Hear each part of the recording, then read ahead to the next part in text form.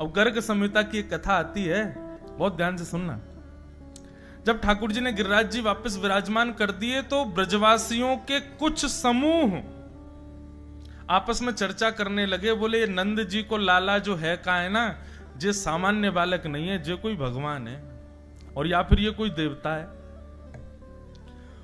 और वे सब गए जाकर के नंद बाबा से कहने लगे, बोले नंद बाबा आप हमसे कछु छुपा रहे हो, सांची सांची बताओ, ये तुम्हारे लाला में ऐसा कौन सा गुण है, ऐसे कौन से देवता हैं या कि बंदर, या फिर या में कछु तो विशेषता है, हमको बताओ। नंद बाबा बोले, देखो कोई विशेषता नहीं है, आपको सांची बता दूं। गर्गाचार्य जी ने जब हमारे लाला को नामकरण संस्कार किया तो नामकरण करते समय गर्गाचार्य जी बोल के गए कि भैया देखो तुम्हारो जो लाला है ना, ये नारायण समो गुण ही है, नारायण के समान गुण है या लाला में, या हमारे कभी कोई अद्भुत लीला करे तो आप संशय मत करियो। और ये बात गर्गाचार्य जी ने दो लोगन के काजे ब्रज में कही है, एक वृषभानु नंदिनी किशोरी जी के लिए और दूसरी ठाकुर जी के लिए। तो ब्रजवासी पीछे पड़ गए, बोले तो फिर इन दोनों उनको ब्याह कराए दो, दोनों उनको ब्याह कर दो। ब्याह को प्रस्ताव सुन करके नंद बाबा खुश है गए, बोले ठीक है भैया, जैसी आपकी इच्छा कर देंगे ब्याह। बड़ी अच्छी कथा है।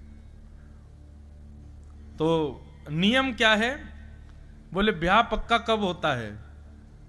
हमारे यहां पूर्व का ऐसा रिवाज कि बेटी वाले कुछ सामग्री भेजेंगे बेटे वालों के यहां, और वो सामग्री बेटे वाले दुगनी करके भेजेंगे बेटी वालों के यहां, तब संबंध पक्का होगा। तो पहली सामग्री श्री जी के यहां से आई, बरसाने से आई। कितनी सामग्री? बोले इतनी सामग्री आई कि वृंदावन में एक तिल रखने की जगह नहीं बची, इतनी सामग्री आई। बड़ी बड़ी बैलगाड़ी में महाराज हीरे जवाहरात मोती भर भर के आए नंद भवन। नंद बाबा मुनीम जी के संग में बैठे हैं, बोले भैया जितनी सामग्री आए सब लिख लियो, दुगनी दुगनी करके भिजवानी है बरसाने। अब तो महाराज बैलगाड़ी आती जा रही है, आती जा रही, सुबह तो शाम है गई। नंद बाबा बोले और कितनी है? बोले अभी तो जगह ना बची वृंदावन में, अभी तो मार्ग में ही खड़ी है बैलगाड़ी। नंद बाबा बोले मुनीम जी भैया सब देख लो, सामग्री देखो, मणि आदि सब देख लो, कितनो मोल है इनको, और सब व्यवस्था करो, 10 दिन के अंदर दुगनों करके भेजेंगे, तब लाला को ब्याह पक्को होगो। अर्धरात्रि का समय, नंद बाबा प्रसाद पा रहे हैं और गोद में लाल जी बैठे हैं, ठाकुर जी बैठे हैं। इतने में मुनीम जी आए। मुनीम जी आकर के बोले बाबा जे संबंध ना है सके। नंद बाबा बोले क्यों? बोले बाबा अभी एक बैलगाड़ी की एक मोती की माला को मैंने मोल निकालो तो आपकी 9 लाख गैया बिक जाएंगी, पूरा नंद भवन बिक जाएगा, वृंदावन बिक जाएगा एक माला में, तब भी एक माला की भरपाई नहीं है पाएगी। ऐसी असंख्य बैलगाड़ी भर के सामग्री है, कहां तक करेंगे हम ब्याह? नंद बाबा बोले तो कहा करें? बोले कल यथावत जितनी सामग्री है सब वापस बरसाने भेज दो, और ब्रजभानु जी तो मना कर दो। बोले भैया ये ब्याह ना है सके। ठाकुर जी गोदी में बैठे बैठे और मुनीम जी को घूर रहे हैं, बोले दारी के मेरो ब्याह तुड़वावे आयो है। नंद बाबा मुनीम जी बात कर रहे, इतने में ठाकुर जी उठ के भागे और एक बैलगाड़ी की एक माला लेकर के ठाकुर जी कहीं चले गए। दूसरे दिन सब सामग्री वापस करवे को समय आयो। मुनीम जी सब गिन लो, जितनी सामग्री आई उतनी है कि नहीं? मुनीम जी सब गिनते जा रहे हैं, हाँ भाई इतने मोती हैं, इतने हीरा हैं, इतने ये हैं, सब इतनी बैलगाड़ी हैं, सब गिनते गिनते मुनीम जी बोले भगवान सब कछ हुआ, लेकिन एक मोतीन की बैलगाड़ी में से एक माला गायब है, वो नहीं मिल रही है।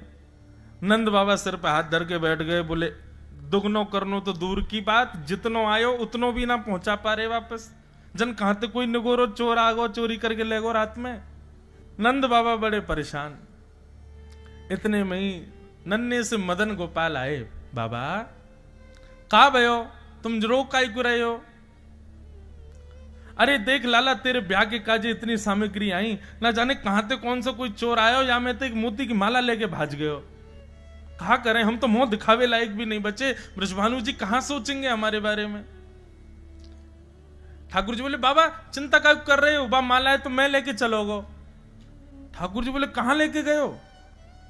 अरे बाबा कल मुनीम जी कह रहे हैं ना हम पे सामग्री इतनी नहीं है कि हम दुगनों करें, तो मैंने अपनी बुद्धि लगाई, मैंने सोची कि हमारे नंद बाबा बीज लेके आमे और खेतन में बो दें, सोई बीज में ते अनेक फसल है जाए, दुगनी दुगनी है करके फिर महाराज दुकान में हम लोग जाके बांट दें आमे। मैंने सोची जब मोती हीरे जवाहरात कम पड़ रहे हैं तो इनको भी बोए दो, इनके वृक्ष प्रकट हो जाएंगे, पौधा आ जाएंगे, उनमें फल रूप में ये भी लग जाएंगे। नंद बाबा बोले बाबड़े कहा करके आयो लाला, ये कोई मोती बोवे तो होवे थोड़े ही है, अमुक दिखा तो सही कहां बो के आयो है। ठाकुर जी उंगली पकड़ करके नंद बाबा को ले गए। आज भी बंधुओं वो गांव, वो स्थान विद्यमान है नंद गांव के पास में। ठाकुर जी लेकर के गए, नंद बाबा ने जैसे ही खेत में जाके देखो तो मोती हीरे जवाहरात मणियों के बड़े बड़े वृक्ष लगे हैं और उन पर फल रूप में मोती मणि और सुंदर सुंदर आभूषण लटके हुए हैं। नंद बाबा तो देख करके हैरान है कि बोले लाला जे कैसे भयो? बोले बाबा वो मत सोचो कैसे भयो, मेरो ब्याह पक्को कर दो, ये सब दुगनो दुगनो करके भिजवाए दो, मेरो ब्याह कराए दो। तो ऐसे कहीं कहीं ब्रज के ग्रंथों में, कहीं कहीं गर्ग संहिता में, कहीं कहीं ब्रज के साहित्य में किशोरी जी के साथ ठाकुर जी का विवाह संपन्न हुआ, ऐसा भाव। वैसे बंधुओं एक बात कहें, लोग कहते हैं महाराज जी ठाकुर जी का रुक्मणी जी से ब्याह हुआ, किशोरी जी से ब्याह बातें करनो पड़े जाते ना होवे, जो अपनों ही है, जो हमारो ही है, वाकू ब्याह करके दिखावे की कहा आवश्यकता।